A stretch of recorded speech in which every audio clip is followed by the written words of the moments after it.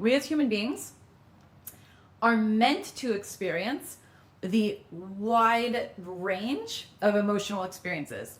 That includes pain, that includes negativity, that includes fear, that includes grief, that includes sadness, that includes anger.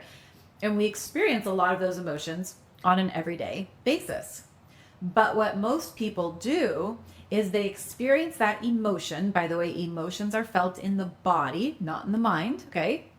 Just like if you were to be nervous about something, you can literally take your hand and be like, oh, I have butterflies in my stomach, right? I can point to it right here. Or if you've been sad or heartbroken, right, you can point to it right here. We experience the wider range of emotions on a daily basis. But what most people do is they experience an emotion and immediately their thinking brain looks at it, places a judgment on it, and goes either this is good or this is bad. Okay.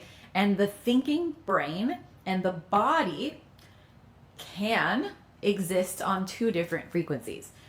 When the thinking brain is disassociated from the body, aka I have an uncomfy emotion, I think it's bad, and therefore I'm going to go up into my head and think something about it to distance myself from what the body is feeling, we call that chaos. Okay? Pure chaos.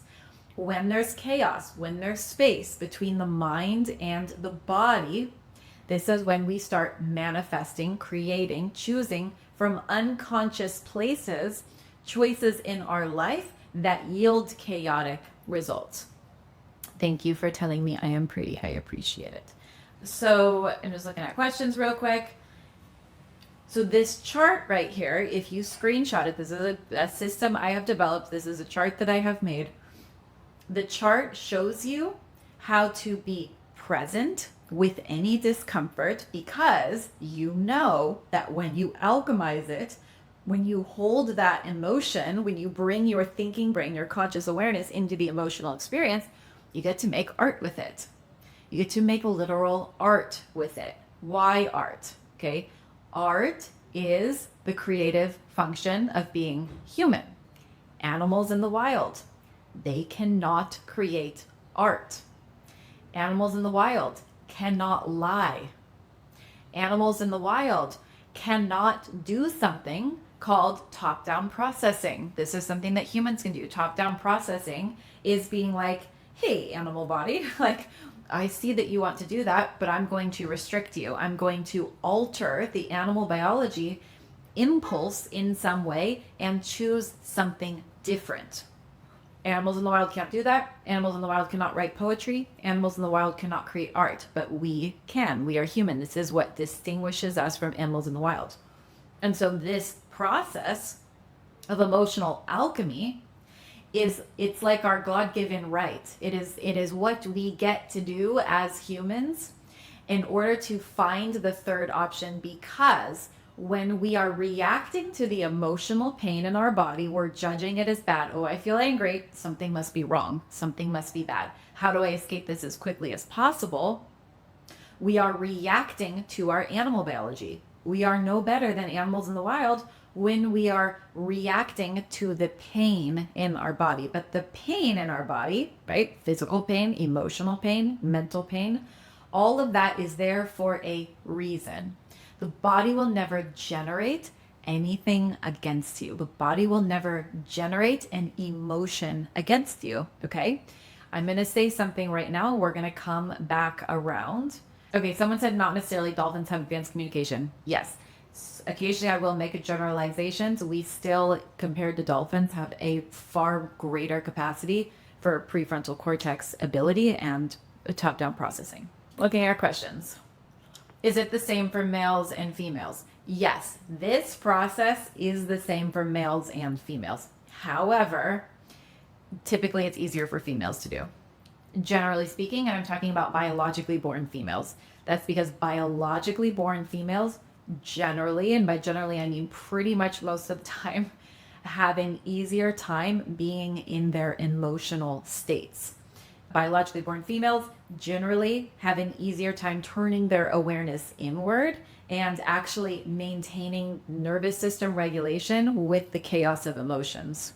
Okay.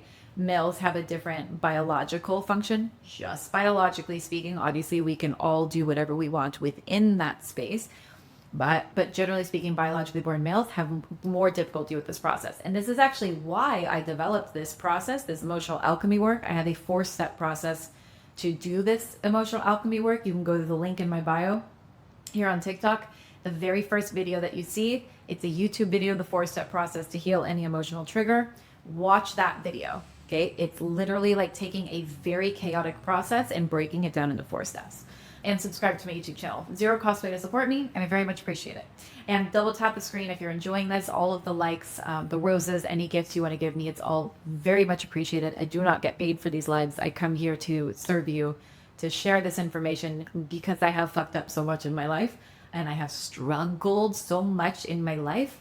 And I didn't, if I had known this 10 years ago, it would have saved me a lot of suffering. Okay, now I know it, so now I'm sharing it with you, and it's not that complicated. That's why I've broken down into a system. But I was saying, yeah, it's more difficult. Thank you for the likes. Thank you, thank you, thank you. Double tap the screen. Thank you.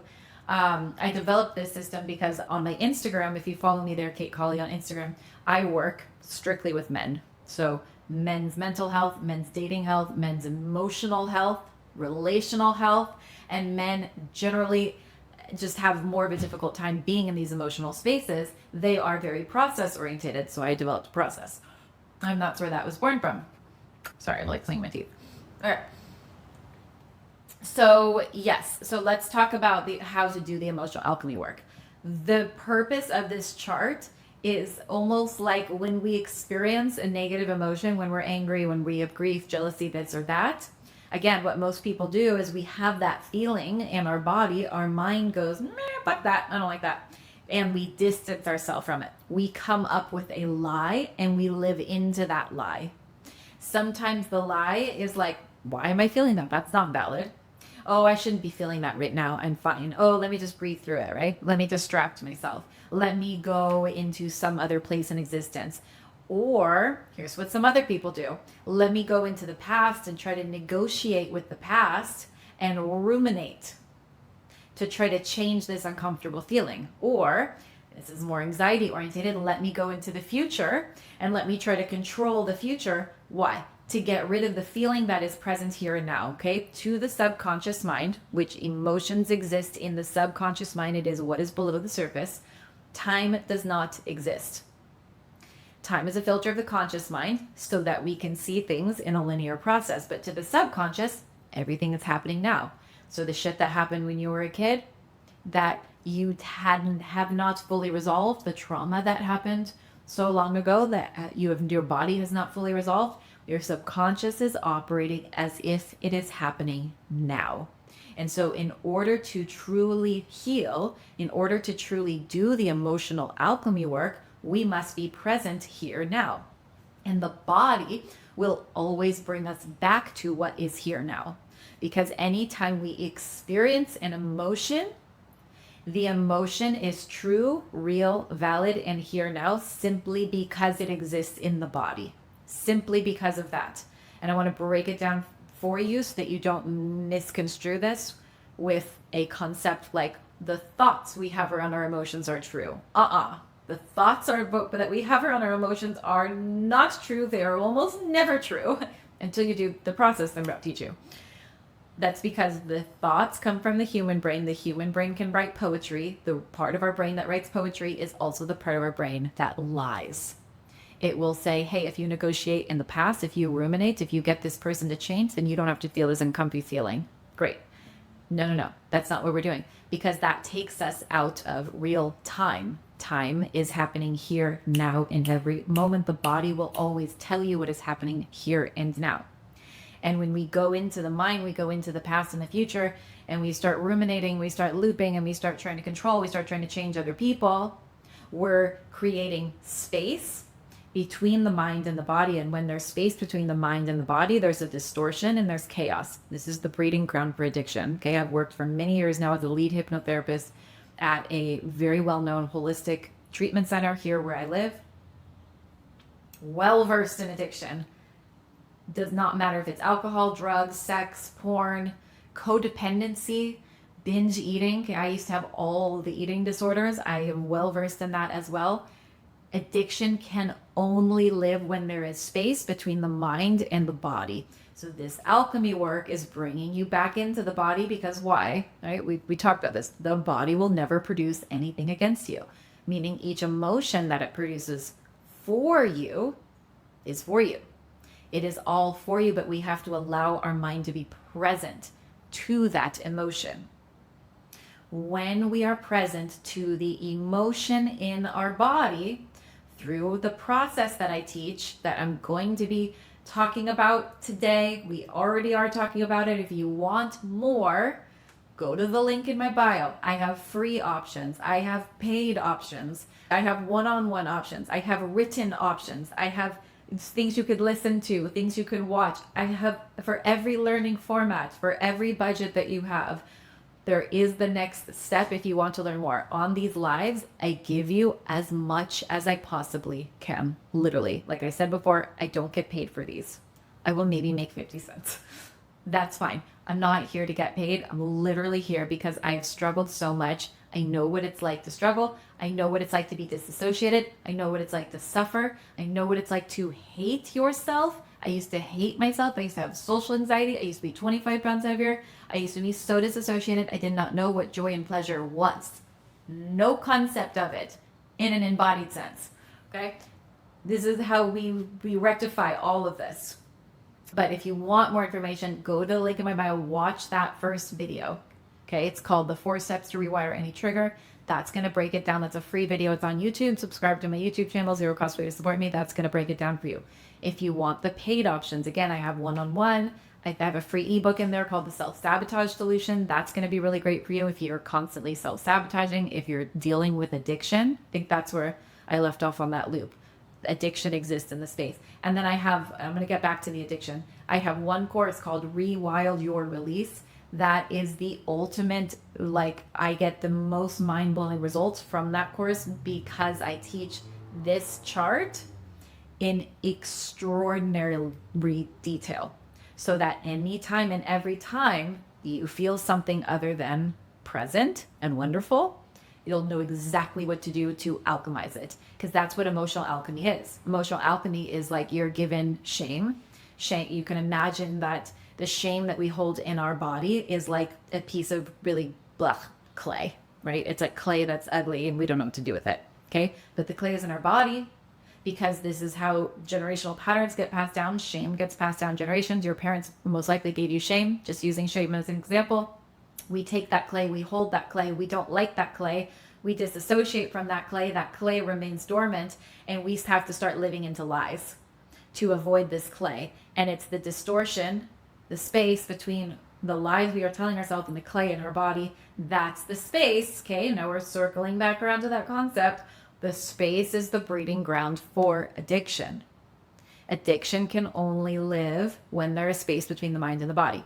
And again, addiction, porn addiction, alcohol, drugs, codependency, binge eating, snacking too much, inability to lose weight, toxic relationships. Okay, we always got to put that one in there too.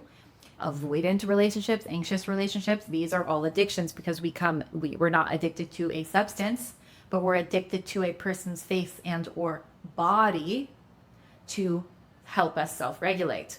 Why do people drink alcohol every night? To help self-regulate. Okay, what I'm suggesting is let's not self-regulate, and instead, let's bring our awareness all the way to the root, the clay, the shame, the worry, the depression, the anger, the jealousy, the guilt, the grief, the sadness. Okay, that's the clay. And let's turn the clay into something really mind-fuckingly beautiful and then live from that. And then there is no need to self-regulate. At the end of the day, you're not going to be eating those M&Ms because there's no need anymore. Okay, the body never produces anything against you.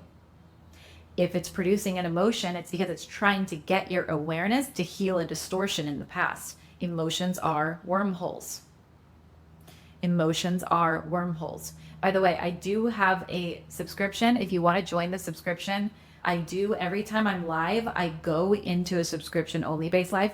I may or may not have time for it today just because I didn't budget my time super well today, and I accidentally booked another client for 1:30, which is coming up in about 30, 45 minutes. But you do get access to my courses, all of them at 25% off. And you also get a discount to one-on-one work. You also get a recording of every single one of the lives that I've done because I give so much information in these. It's useful to go back and rewatch it. I've made the subscription super affordable. It's $4.99. If you want to support me in that way, that'd be wonderful. Like I said, I don't get paid for these lives, but if that is of value to you, if rewatching these, having a discount on that, getting your specific questions answered, because there is absolutely no way I can answer everyone's question here, you can join the subscription. So, okay, do you class walking away from what triggers you as self-sabotage? It depends. That's a really good question, Andy. So if you're still here, I am going to answer that, return it into a bigger concept. So his question is this: do you class walking away from what triggers you as self-sabotage? The action step that you take in any part of your life, the action step that you take is not as important as the actual nervous system vibrational state that you are holding relative to what you're doing. So here's what I mean by that. If you're walking away from what triggers you because you feel scared, then that classifies as self-sabotage because you are in a reactionary program relating to your fear. The fear is making the decision, not you as the human, okay? It's interesting because we have a prefrontal cortex. We are very human. We can create lies. We can create poetry. We can create art. We can do all of this emotional alchemy work. And the consciousness, our human consciousness, is in an animal body. Okay? You are a mammal. I am a mammal. And by some standards, if we look at the biology, we are more mammal than we are human. So the animal program inside of us is reactionary. The animal program inside of us goes, I will always run away from pain and I will always run towards pleasure. Run away from pain, run towards pleasure, like clockwork, until we interject consciousness into it. Okay? So the example that I like to give there, and thank you guys for the likes. Thank you for double tapping the screen. Oops, I didn't mean to move that. Very, very much appreciate it. The more likes I get, the more this gets sent out to other people that can find value in this. And please take a screenshot of this this chart so that you don't forget this emotional alchemy work. I don't actually have this chart up anywhere. It's in my paid courses. I don't have it up anywhere for free online. So this is where you get it. So make sure you take a screenshot of that. All right. So when we are reacting to triggers, it's like this. If you imagine yourself sitting at a beautiful sunset, okay? And it's like a beach sunset, something that's like really naturally beautiful. And you know that feeling when you're looking at the sunset and you can see everything all at once? Like you're not looking at any one particular thing. You're not looking at one pinpoint on a wave. You're not necessarily looking at one bird in the sky. You're not looking at one tree off into the distance. Your visual cortex is open. You can see everything all at once. You can see the waves the same time you can see the birds, the same time you can see the people walking by, you can see the sun setting.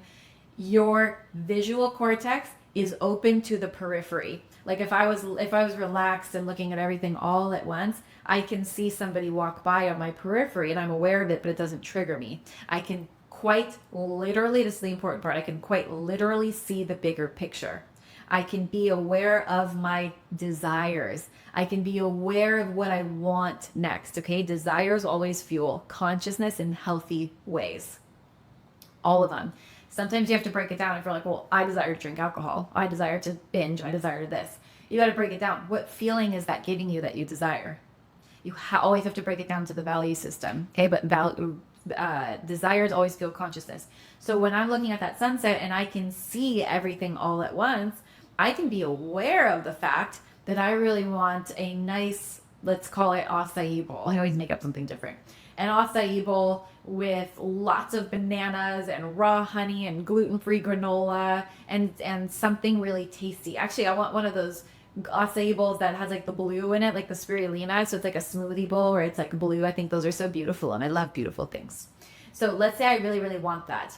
I can only be aware of that want. I can only be aware of that desire because I can see the periphery, because I'm in rest and digest, because I am relaxed, right? When I'm relaxed, I can be aware of what I want. And then when I'm aware of what I want, I can actually stand up and I can say, where in, I'm imagining myself in Malibu because that's pretty much where you live. Where in Malibu can I go get that? Oh, I know that there's a place, right? And then I can go walk there. I can go get in my car. I can go there. Now, imagine that same thing. I'm at this beautiful sunset and I'm starting to have the desire. I'm starting to be like, wow, I really want this blue smoothie bowl. And if a tiger, right, this would never happen. If a tiger jumps out at my periphery and we freeze frame it, okay, the tiger is the trigger. Because even though a tiger is a physical threat, it's a physical trigger, our biology responds the same to physical threats as they do emotional threats and social threats. So if a tiger jumps out and we freeze frame it, what does my biology do? Am I thinking still and aligning to what I really desire? Absolutely not. I go complete tunnel vision on one thing, the threat. That is the only thing I can see. And in that moment, while I'm looking at that threat, I'm looking at that tiger, am I aware of the beautiful sunset? Nope. Am I aware of gratitude? Nope. Am I aware of the people walking by? No. Am I is my periphery still open? No. And so therefore, mentally, my periphery is not open. I'm aware of one thing and I have one goal, and that is survival. Okay. Now, if that really were to happen, I would run. Obviously, right? If the tiger was really jumping at me, I would run.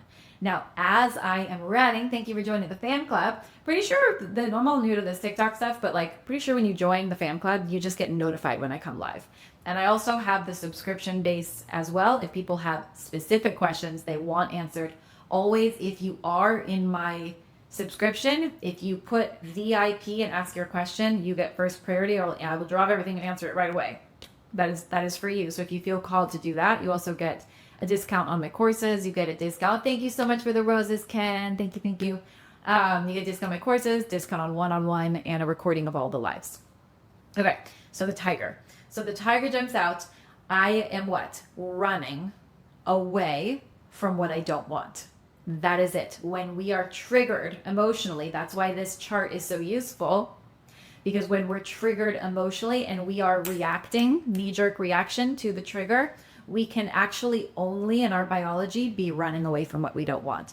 And if I'm running away from what I don't want, I can only be running towards survival. There is no part of me. It is absolutely impossible for me to be running away from an actual tiger, a threat, and running towards this blue smoothie bowl that I really want. Never gonna happen. It's absolutely impossible. And if we think about it that way, it makes sense. Because if I'm running away from a tiger, I'm not gonna be running my ass off, being like, oh, wait, you know what? I forgot that I really want that smoothie bowl. I really want a soulmate. I really want abundance. I really want to enjoy my life. I really want peace. I really want to experience something new, right? No, none of that is present in the mind, body, or soul when you're reacting to a trigger.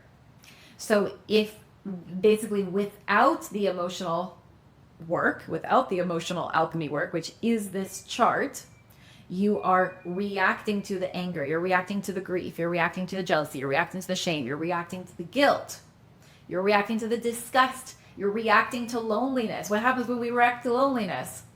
The desire wrapped up in that loneliness is, I want to be held, I want to be loved, I want to be able to give love and receive love freely, easily, and wonderfully with the love of my life. I want to be seen and validated in a way that I have never been seen and validated ever before, and also to reciprocate that and to have amazing sex, right? Whatever it is that you want is perfectly okay. You don't have to want what I want. But if that desire is wrapped up in loneliness, your consciousness is not in that desire. It's wrapped up in the tiger. The loneliness is the tiger. So when you feel that loneliness, your awareness drops into the bubble wrap and it reacts. It runs away. Thank you for the double taps. Thank you for the likes. All the likes, the better. Let's see, I'm at 736 likes. Let's get to 1,000. That would be amazing. Just keep double tapping the screen and we'll get to 1,000. So the loneliness is the bubble wrap. When the awareness comes into the loneliness, it runs away from the loneliness. You are not moving towards what you desire. What you desire is the gold. The bubble wrap is the negative emotion, and this is how you use this chart. We do want to, okay, a couple things you want to write down or just remember, okay? Never waste a good trigger. Ever, ever, ever. Never waste a good trigger. When you are triggered in one of these ways, it is the only opportunity that you have to get to the gold in the middle of that bubble wrap. And that's how you use this chart, is you have to know that there is gold. Okay, that's the gold. The gold is your authenticity. The gold is an aspect of your authenticity that is in the shadows. It's in the dark. You don't even know about it. You've been living an entire life trying to run away from the bubble wrap because you're in an animal body that tells you to run away from pain at all costs.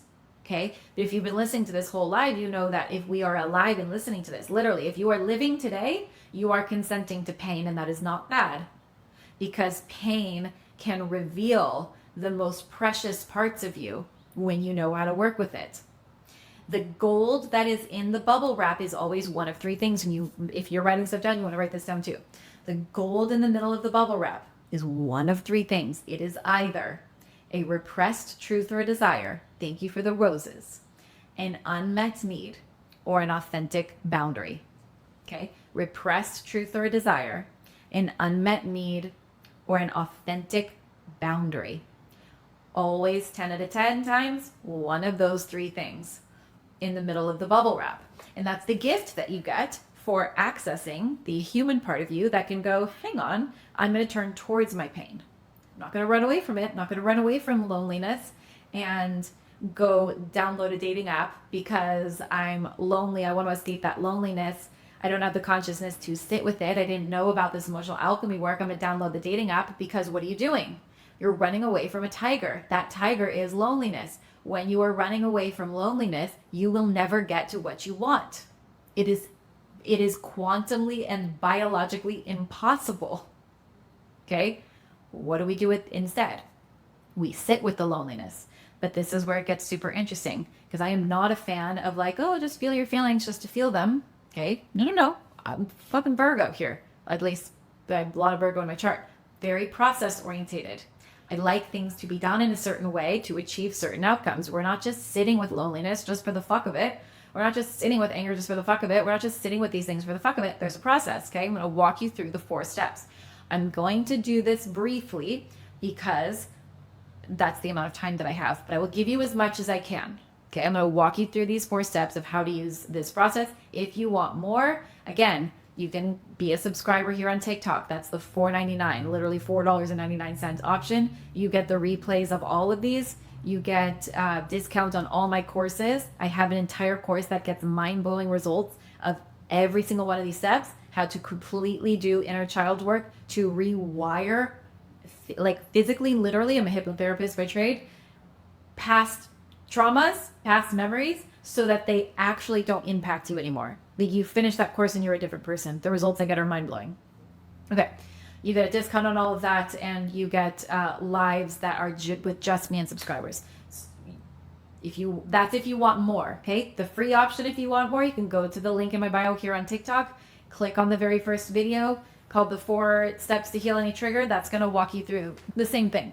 I also have a free ebook called The Self-Sabotage Solution. And if you are of the male species, I have an entire Instagram devoted just to, yay, fan club, just to men's mental, emotional, and dating health. So that's, I mean, you could literally spend the next, 1,000 years consuming free content just for men. And then obviously I have the paid options too. All right, so let's talk about the 4 steps. The 4 steps to use this process is, number 1, you have to choose it. Okay, what does choose it to mean? Choose it is a fancy way of saying acceptance, but acceptance, I think, leaves a bad flavor in people's mouth because we have been conditioned by spiritual gurus that we need to accept and we need to love ourselves and we need to forgive. The fuck all that, okay? Forgiveness is a spontaneous process. It is not something that you actively decide. Acceptance also a spontaneous process, and I'm going to explain it to you how to make it spontaneous. And what was the other thing I said? Oh, self-love. Yeah, most of self-love that they teach is inaccurate because it's actually hating the self. For example, if you're doing positive affirmations and you're looking in the mirror and you're like, I love myself, okay? Every part of you in your body, remember, there's a distinction between the mind and the body. The mind is 5% of you. The mind is what your words are attached to. Has some power, but it's only 5% of you.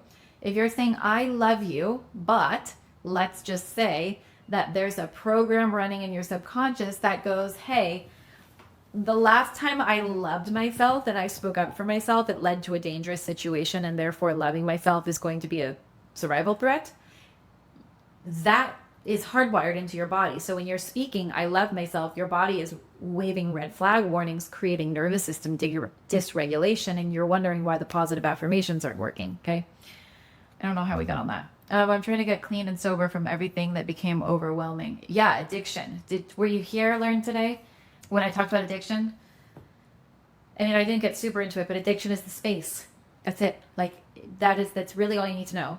I mean, with more detail, but the space between the mind and the body. The body is running a program that is useful and uncomfortable. The mind doesn't like it. It tries to disassociate from it. This is what the 4 steps I'm about to teach is one way. There's 2 main ways you need to do it. One way is to do the emotional alchemy work. That's bringing the awareness into the emotional pain of the body. The next thing, if you are struggling with addiction, you have to release trauma from your body. Type it in on YouTube, Kate Colley, trauma release. Watch that video. That's what you need to be doing. I have an entire course on it. That's the Rewild Your Release course. But sometimes if you see it, it's enough to activate it inside of you. Okay. Let's go through the 4 steps. First step is choose it. I think I mentioned quite a bit, so thank you for bearing with me. The first step is to choose it. To choose it means you are bringing your presence here and now.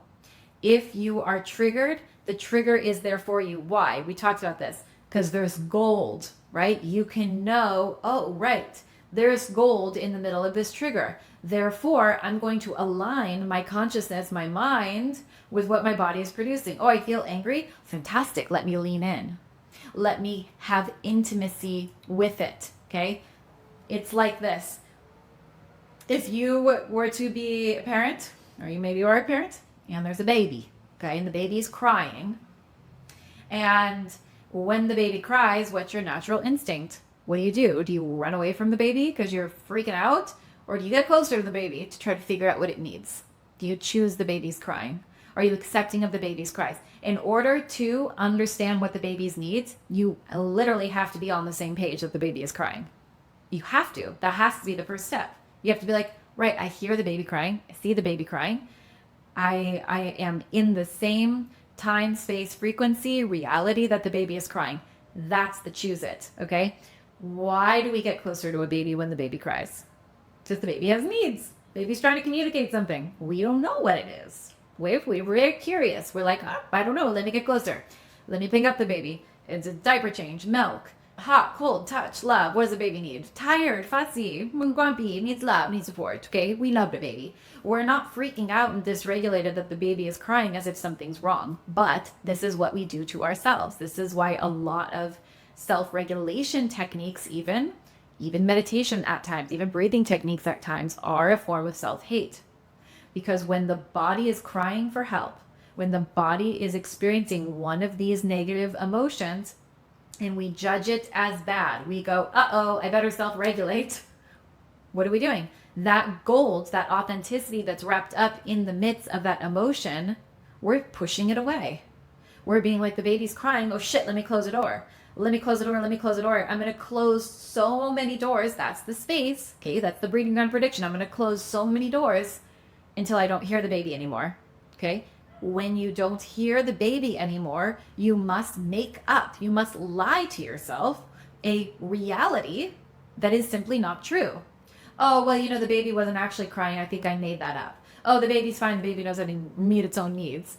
I don't have a baby, right? Like we literally have to employ the creative function of our brain for a very hellish type purpose. I don't really mean that significantly. When we lie to ourselves about the emotions that are in our body, we create chaos because we are lying. We're not existing in truth. And when we are lying to ourselves, we're not coming from an authentic place in our body. And therefore, and this is where it gets really tricky, we are putting up a mask. And in order for this lie, for this mask to exist, we require people to validate that mask. We require people to treat us a certain way in order to maintain this false reality. And when we do that, then we are triggered all over the place because nobody has any control over what other people do. That is completely not in our empowerment. But when we require other people to validate this mask, we are giving other people our power. We are saying, here, have my power. You have the keys to my nervous system. You have the keys to my emotional state. You have the keys to my empowerment. I don't want to take responsibility for it. Okay. So anyways, that is step number one. I hope that kind of makes sense. Step number one is choosing it. Oh, I'm feeling anger. Oh, fuck yes. Okay. Quick story. Recently, I've done a lot of trauma healing work.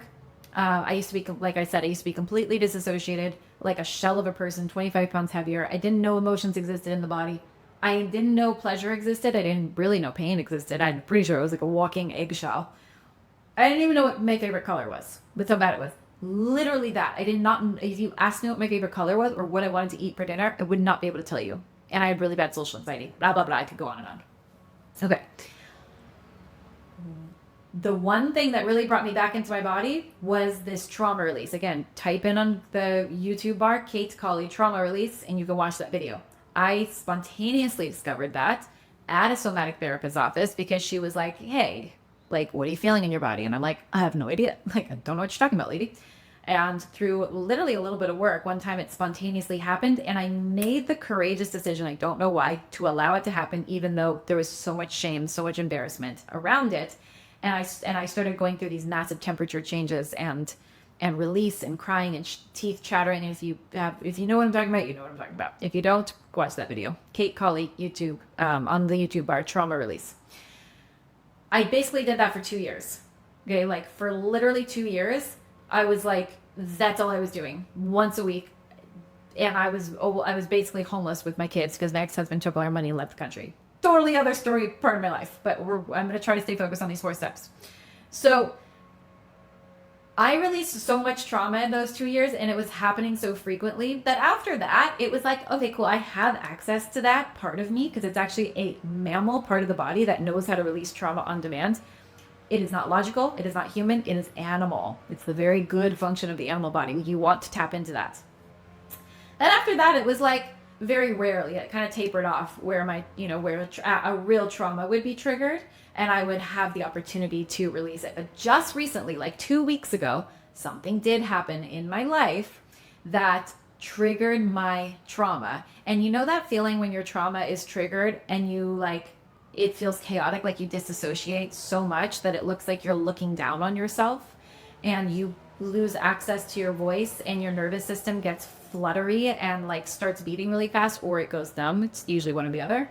And it feels like you can't even operate a car because your thoughts are not on the same part of your body, but you're not sure how to get back in, like that feeling. Anyways, I was so triggered in my trauma, and it's not every day that I'm triggered in my trauma. My literal first thought was like, oh my God, I'm being loved today. Like, and not in a religious context, but my actual first thought was, God loves me so much today that I am being given this trauma. Oh, this is amazing, right? Wasn't that I was still in pain, but that's the choose it. Because it's only when we are triggered in our trauma or triggered in one of these negative emotions that we are given the access point to shift it into human consciousness and away from animal biology. This isn't a comfortable process, okay? But I literally, my first thought when I was triggered into my trauma, I goes, oh shit, it's not every day anymore that a trauma is triggered. I am blessed. I literally was like half in tears from such deep gratitude that I had the opportunity that day to heal more of my nervous system, become more of who I'm meant to be. Because authenticity is the best feeling in the world. Nothing feels better. No sex, no alcohol, no drugs. Nothing, I can promise you. Nothing. I do have landscapers outside. Hang on, I'm going to go close the window. Okay, I'm back. Nothing feels better than authenticity. And I knew, hey, part of my authenticity is locked up in this trauma. This is my opportunity to heal it. And I worked with it for 3 hours. It did a lot of shaking, all the good things. That's the choose it. So in this 4-step method to use this emotional alchemy chart, yes, the way to heal it is in the triggering moments. When triggers happen, it's like pressure is being put on you to find the gold in the midst of it. Okay, pressure is not bad, pain is not bad, negative emotions are not bad, none of this is bad. But we have to kind of understand logically what's happening here so that in those moments when we're triggered, we can actually speak out loud or say to ourselves, oh, there's gold in here. I wonder what it is. Oh, let me, like the example of the baby, let me pick up the baby. Let me bring the baby closer to me. Let me have intimacy with that baby. Let me understand what this baby needs. Let me reveal more of this baby. Let me reveal more of myself to myself. So we have to choose it, okay? Choosing it, what it does is it lets go of resistance. It's like you're watching like a screen of your life, and if it has a really ugly frame, you're going to want to push it away. You're going to want to be like, oh, I don't like that. But if you put a beautiful frame on this image and you see the process of the story unfolding, and you know with curiosity and joy and excitement and magic that something will be revealed to you, the more loving you can be with this crying baby, so to speak, inside of you, then it becomes magical. Then it becomes a part of your hero's arc. Why do people go to fucked up movies? People love it. People love watching a very imperfect human learn from their mistakes, fail a million times, and then on that millionth time, get it right. They meet a guide, they do something different, and there's a hero's arc. And by the end, that hero's journey on this movie spectrum becomes a different person. They are never the same person that what they started. This 4-step process in this emotional alchemy chart changes who you are. Because we are all, every human is conditioned to wear a social mask. What this process does is it's taking away that social mask, diving into the authenticity, the truth of who you are, and then putting up a mask that correctly reflects who you truly are. Okay? So, step 1, choose it. Step number 2 is to get into your body, right? Emotions exist in the body, not in the mind. You don't feel like that person is being mean to you. See what I did there? That's not a feeling, that's a thought. I feel hurt. I feel sad. I feel lonely. I feel angry. Those are feelings, okay? We have to de-enmesh the story that we've created from the feeling in the body. I'm going over this so briefly. Again, if you want more, go to the link in my bio. I have free and paid options, or join my subscription, or option D, all of the above. The easiest way to do this is to take your hand and place it to where you feel it. Okay, I'm almost at 2,000 likes. Let's get to 2,000. That'd be fun. Just double tap the screen. Thank you, thank you. And then it pushes it out to more people. More people can screenshot this. World can be a happier place. I don't get paid for these lives. I literally am here to serve you. Thank you, thank you, thank you for the likes. All right, step number 1, choose it. Step number 2, get out of your mind and into your body. Best way to do it, take your hand, touch where you feel it. Okay, the story that is in our mind is useful enough just to activate the feeling in your body. Outside of that, the story is not useful. It's made up anyways. It comes from the part of your brain that lies. Okay. If you're feeling shame, your brain's going to say that's because you fucking suck. You're not good enough. Okay, well, those are lies. like, thank you, brain, for trying to make sense of this. That was the meaning you placed on it way long ago, and your brain just keeps plopping on the same meaning. The meaning is not true, but the feeling in the body is true. Thank you so much for the roses. The feeling in your body is true. Why is the feeling in your body true? The feeling in your body is true because if we were to unzipper my nervous system and I were to be feeling shame, we could point to, if we were all scientists, the actual receptor sites that are binding to physical hormones and electrical signals that are producing the felt sense of shame. Okay, the shame is true just because shame is a feeling, but shame has no meaning. It's the mind that places the meaning, and that's where one of the places people get tripped up is that they can, or they enmesh the story with the feeling. They don't like the story, so they throw out both. But when you throw out both and you throw out the feeling, you're throwing out your gold. We're throwing out your authenticity. Okay, we're reclaiming that. This is the process. Step 1, choose it. Step number 2, take your hand, place it to where you feel it. It de-enmeshes the mind from the body. It's very helpful in this step to describe the feeling in your body using your 5 senses. It feels like it's moving. It feels icky. It feels like it looks like it's green, and it has, like not smoke, but like lines coming off of it, like it smells bad. Okay. Completely illogical, what I just said, by the way. That's where you want to be. Because the subconscious is unknown, and the unknown is illogical. The conscious mind is logical. It has linear thinking. You want to bypass what's called the critical faculty between the conscious mind and the subconscious mind by being illogical. The moment you are translating a felt sensation in the body to something visual with more feeling, with a size, if it's moving or still, if it has a shape, if it has a smell. Sorry about the noise in the background. I did close the window. And I'm going to close this door too. Hang on. Okay. I can still hear it. I hate noise pollution. It's not my thing. And so I'm sorry that you guys are hearing it as well. All right. So you're describing it with your five senses. All that does. Okay, good. I'm glad you can hear me. It takes you out of the thinking brain. It takes you into the body. When you're in the body, your hands are in the hardwiring system. Because we're not consciously choosing things in our life. Our mask is choosing things. Our animal biology is choosing things. Our hormones are choosing things. And then we're just plopping meaning on it as if we're choosing everything. But it's not actually that. This is why talk therapy doesn't work usually. Okay, so if it's working for you, please keep doing it.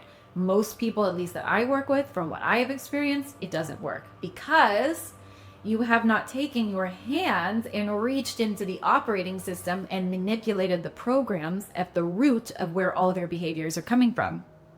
You're trying to talk about it. That's the 5% of you. You haven't bypassed the critical faculty of your mind that gets into the subconscious program. This process gets you into the subconscious. And thank you so much for the likes. I'm at 2.4. I'm here for about 5 more minutes. Let's get to 3,000. That'd be super fun. Because then I do have a client. I kind of didn't budget my time super well today.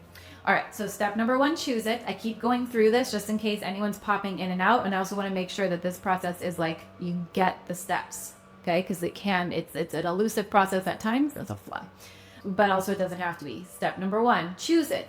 Yes, this trigger is happening. Oh, fuck yes. Not every day that a good trigger happens, okay? If you're triggered, you are being blessed. Thank you for this trigger. I am uncomfortable, but I love this because I know that something good is coming from this. Step number 2, take your hand, place it where you feel it. Describe the sensation with your 5 senses. What does this do? De-enmeshes the story from the body. Allows you to take your hands, get into the operating system. Once your hands are in the operating system, step number 3 is to find the gold. This is the emotional alchemy. The gold, and I will repeat what the gold is again. The negative emotion is the bubble wrap. The gold is in the middle of the bubble wrap.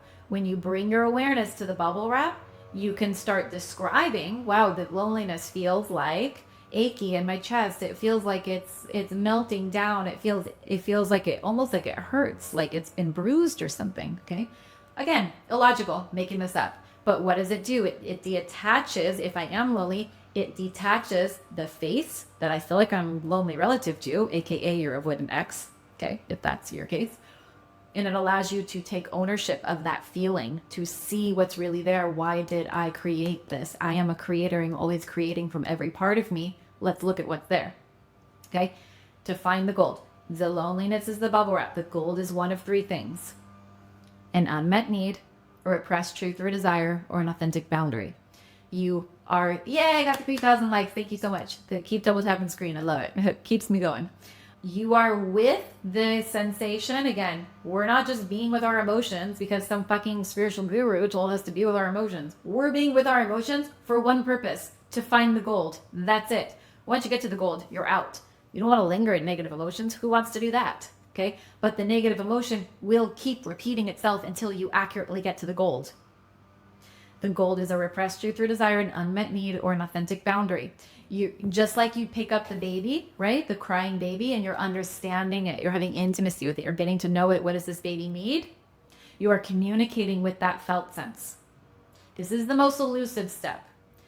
You are communicating with that felt sense to understand what it needs. You can ask it questions. Okay, this is where it depends on, like, you have ADD. How are you hardwired? Are you more visual? Are you more kinesthetic? You have to play with it in different ways, or you can book a one-on-one with me. That would be another way to do it. Or you can get my course. If you're a subscriber on TikTok, you get a discount to both one-on-ones and courses. So there's some button on here where you can become a subscriber, and then you get all of that. You're talking to the sensation to understand what it needs. You can ask questions like, but not limited to, what are you most afraid of? When was the first time, first impression, make it up, that you ever felt this sensation? Were you 2 years old? What was that 2-year-old experiencing? What did that 2-year-old actually need in that moment? If that 2-year-old, 5-year-old, 7-year-old, whatever, could hear something from you to them in this moment right now that would change its life forever, what would that be? It might be, you are safe. It might be, I'm here with you now. It might be validation. You might need love. You might need attention. You might need protection. You might have a boundary that someone is doing something to you and you want to access your voice, right? This is the elusive step because I can't tell you what your goal is.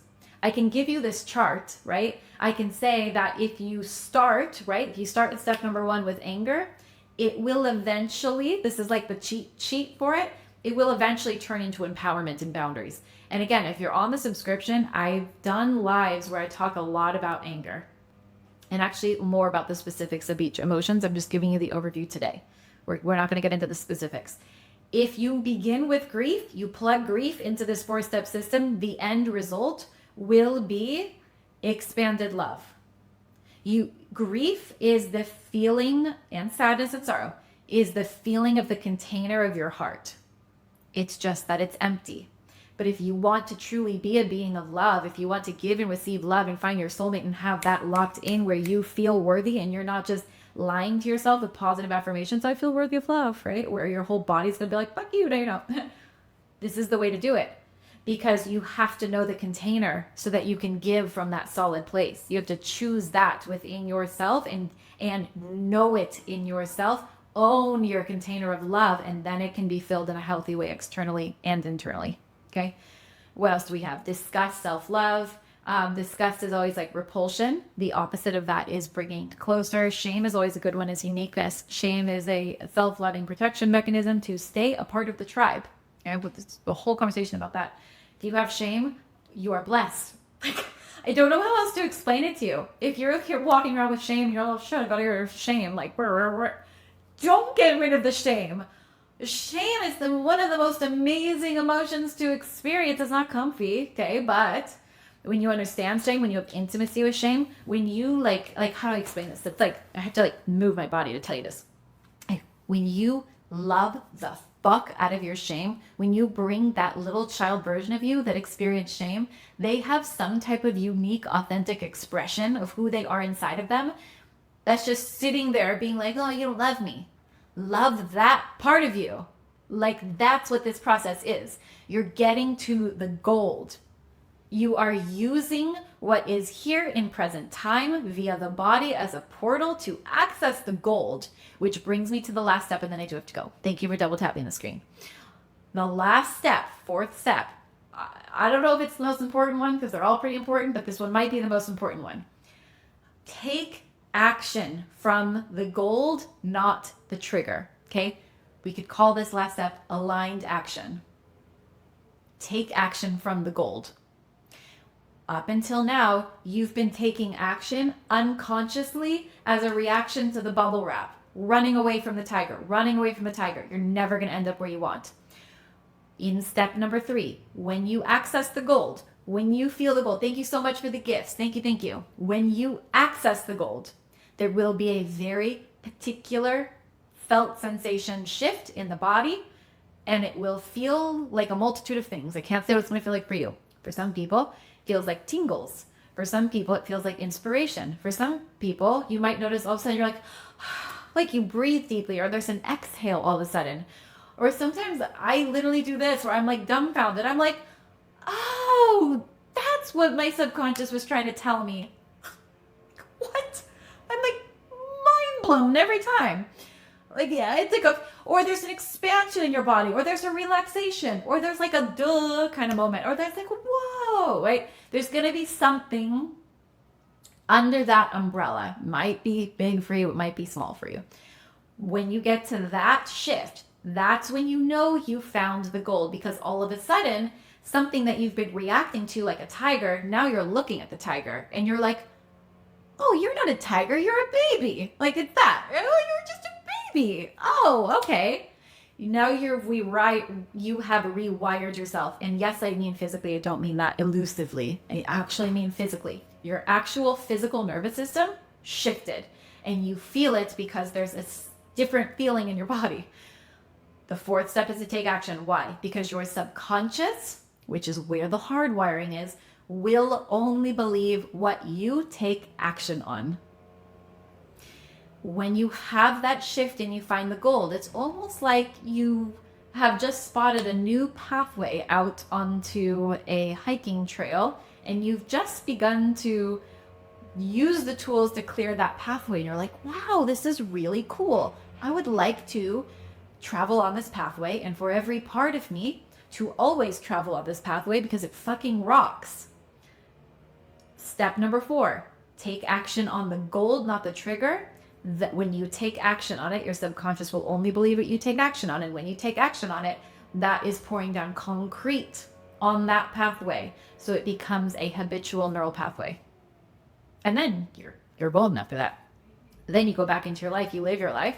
You'll start to notice, because you are physically hardwired differently. Your visual cortex is different. What can show up into your life by mathematics must be different at that point. Okay? You enjoy it, and then you're open to the next trigger. Because the shit never ends, unfortunately. That's where I have to leave you. But it's just true, right? But over time, when you're triggered, just like when I disassociated last week or a couple weeks ago, my first thought, and I've been doing this for years now, but my first thought was, oh my God, I'm being loved today. Holy shit. Not every day that a trauma trigger happens. Like, I'm triggered. Normally, I'm a human being. I get triggered into all the things. I use this process every time, but not every day a trauma trigger happens. I was very, very blessed. And I was able to work through a lot. And then, of course, my life changed immediately afterwards. If I got a new car like 2 days later, I think. And not just I think. I did get a new car. I'm just trying to put the timing together, which I'm actually just realizing in real time now that actually happened in that way. Okay, I have to go. I have a client, but that was very fun. I love you.